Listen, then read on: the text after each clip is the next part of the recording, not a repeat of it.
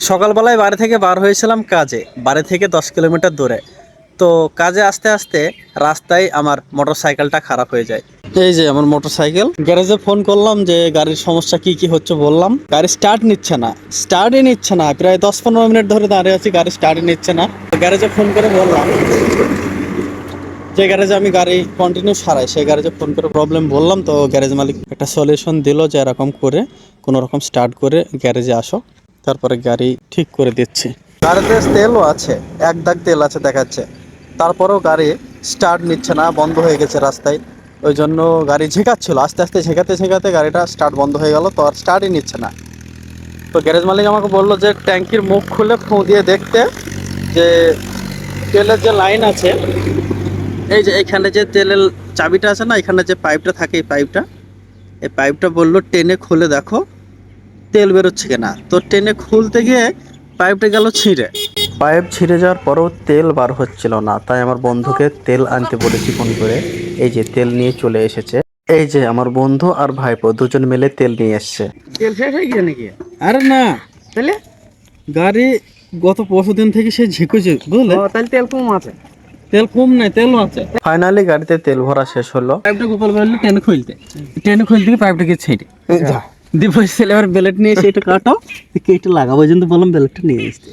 মনে মনে ভাবছিলাম ও পাইপ কাটবে হয়তো। ডবল কাট না, নিচে দিকে কাট একটা, পুরোটাই এখন সব কাটা নেই।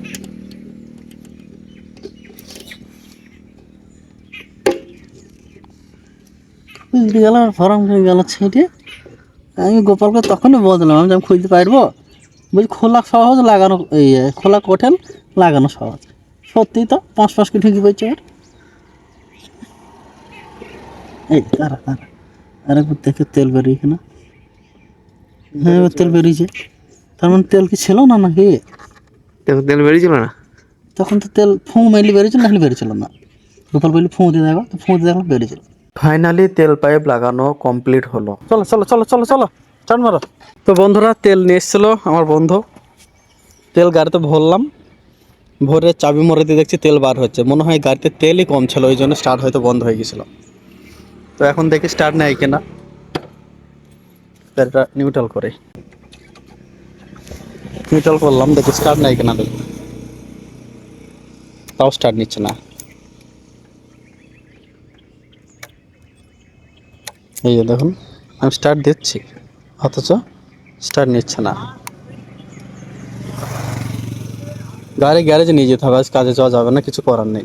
বাড়িতে ফোন করেছিলাম যে গাড়ি স্টার্ট নিচ্ছে না এরকম, ওই জন্য আমার মেজো ভাই ফোন করেছিল আবার যে কী ব্যাপার, স্টার্ট নিল কি না খোঁজ নিচ্ছিল। তো বন্ধুরা এই যে দেখুন, গাড়িতে তেলও ভরলাম, হয়তো তেল নেই এরকম একটা সন্দেহ করে তেলও ভরলাম, বন্ধুকে তেল আনতে বললাম, তেল নিয়ে আসলো, তেল ভরলাম। পাইপটা ছিঁড়ে গিয়েছিলো, একটা নতুন ব্লেড কিনে এনে পাইপটা কেটে আবার লাগালাম, তারপরেও গাড়ির স্টার্ট নিচ্ছে না। সবাই চলে যাচ্ছে নিজের গন্তব্যস্থলে, কিন্তু আমি এখান থেকে এখনো পর্যন্ত লাগাতেও পারছি না, কিছুতেও পারছি না। তো বন্ধুরা, বিপদ কোনোদিন বললে আসে না। আমার গাড়িটা ঠিক যেখানটায় খারাপ হয়েছে তার 100 মিটারের মধ্যে গত রাতে একটা কলার যে গাড়িগুলো আছে না, 407, সেই গাড়িগুলো রাস্তা থেকে নিচে দেখুন কিভাবে উড়ে গিয়ে পড়েছে। এখানটা তো তাদেরও বিশাল একটা বিপদ হয়েছে, কিন্তু কারোর কোনো ক্ষতি হয়নি, কেউ মারা যায়নি, হয়তো লেগেছে। তারপর গাড়িটা এখানে পড়ে আছে, তখন কীভাবে।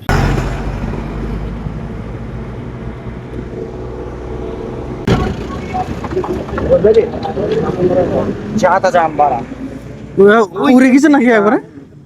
এই জেসিবি তুলবে এখন,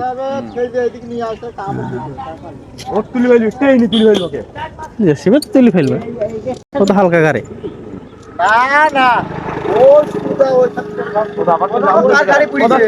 কার মোটরসাইকেল জাম করছে? চাচা কাকার গাড়ি তো। হ্যাঁ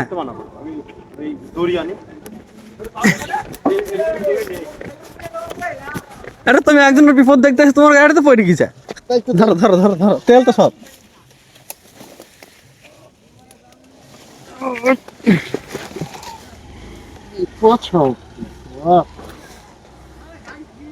সোজা করো, রাস্তায় বসিয়ে দিল।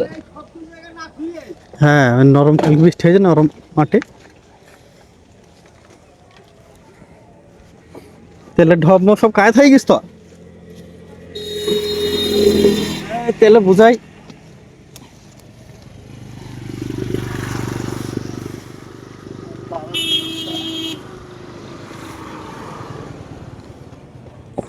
ধরো আমি নিয়ে আসি এগুলো গাড়ি ধরবো, একটু ধরো। ঠিক আছে ছাড়ো। বিপদ কখন কোথায় হয় কেউ বলতে পারে না, কিভাবে বিপদ আসে কেউ জানেও না। মানুষ নাম হইলেই হয়, মানুষের আর কিছু হয়নি মনে হয়, হয়তো লেগেছে। লাগলে তো এরা বলতেই পারত। হ্যাঁ বাড়ির কাছে মানুষ সব পালিয়ে গেছে, মাল খেয়ে চালিয়েছে মনে হয়। হ্যাঁ ওই রকমই বলি, হ্যাঁ ঈদের গাড়ি তো নামিয়েছে ওইখানে, মাল খেয়েছে বানিয়া, হ্যাঁ। মাল খেয়ে। তোমার তেল মেল পড়েন দা? না না এই ঢপটা না কিছু হয়নি, না আমার গাড়ি কিছু হয়নি, এমনি কি করি খাইতে পারি। কখন হইলো কেসটা? আমি তো বাড়ি গেলাম 9টার সময়। ওরা তো বলছে 10টা, 10:30, 11টার দিকে হয়ে যায়। সকালে রাতে রাতে হয়েছে, রাতে হয়েছে বলছে। ওই ওপর থেকে উড়ে গিয়ে পড়েছে একবার। পোলে লাগনি ও ভালো, হ্যাঁ পোলে লাগলে মানে জায়গায় সেট হয়ে যেত। ড্রাইভারের মালিক কারে খোঁজ নেই কোনো। তো সবে তো তোমার আমার মতো পাবলিক লোক। হ্যাঁ তোমার মতো গাড়ির মালিক তো কোনো খবর নেই, ড্রাইভারও নেই। কিছু না হয়ে থাকে কিছু তখন হোল্ড নেই তো মানে গাড়ি। হ্যাঁ ওইখান থেকে একবার সোজা চলে গেছে। গাড়ি চালানোর সময় মদ ফদ খেয়ে গাড়ি চালালে সমস্যা হবে। স্বাভাবিক। আর কালকে বৃষ্টি হয়ে যায় রাইতে আবার। বৃষ্টি মাঝে ফুল বৃষ্টিতে আমি গাড়ি নিয়ে গেলাম তখন পানি আছে। তো বন্ধুরা আসলে বিপদ তো বলে আসে না, একই জায়গায় দেখুন না, 3টে বিপদ। আমার একটা বিপদ, ওখানটা গাড়ি উল্টে যাওয়া শুনে দেখতে গেলাম, ওই একটা বিপদ। ওখানটা গিয়ে দেখি এক তেল ব্যবসায়ী মোটরসাইকেল নিয়ে গাড়ি, ও দেখছিল উল্টে যাওয়া, ওর গাড়িটা রেখে দিয়েছে, ওর গাড়িটা পড়ে গেছে, ওটা আবার তুলে দিলাম। বিপদ কারোর বলে আসে না, একই জায়গায় একই সময়ে প্রায় 3টে বিপদের মুখে। আমার গাড়ি নিয়ে আমি এখনো দাঁড়িয়ে আছি, দেখি ভাইকে ফোন করব, আসুক। দড়ি দিয়ে বেঁধে নিয়ে গ্যারেজে যেতে হবে, স্টার্ট নিচ্ছে না তো কি করব। এখান থেকে আবার 4-4.5 কিলোমিটার যেতে হবে আমাদের, যেখানটায় আমি গাড়ি সারাই সেই গ্যারেজে। এই হচ্ছে আমার গাড়ি। গাড়িটা নিউট্রালে লাগিয়ে আর একবার স্টার্ট দিয়ে দেখি স্টার্ট নেই কিনা। না খবর নেই। বন্ধুরা গাড়ি আমার স্টার্ট নিয়েছে এখন।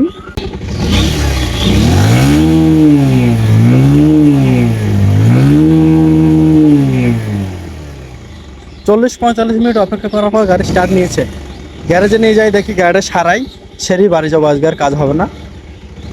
তো ভিডিওটা এখানটাতে শেষ করছি বন্ধুরা।